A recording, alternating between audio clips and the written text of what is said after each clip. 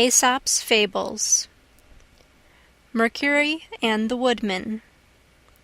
A woodman was felling a tree on the bank of a river, when his axe, glancing off the trunk, flew out of his hands and fell into the water.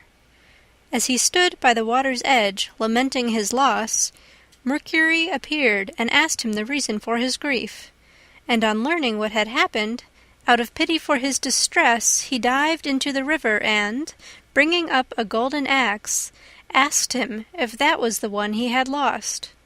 The woodman replied that it was not, and Mercury then dived a second time, and, bringing up a silver axe, asked if that was his.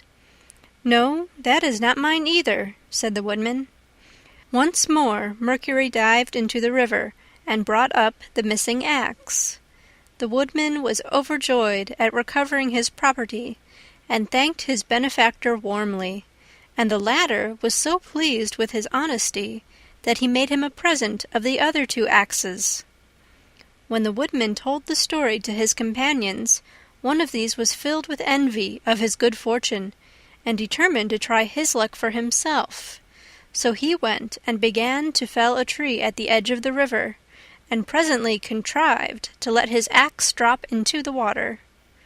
Mercury appeared as before, and, on learning that his axe had fallen in, he dived and brought up a golden axe, as he had done on the previous occasion.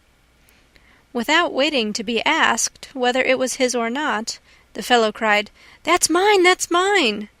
and stretched out his hand eagerly for the prize.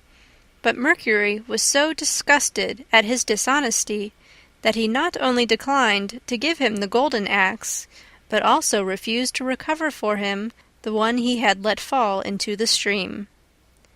Honesty is the best policy. End of Mercury and the Woodman.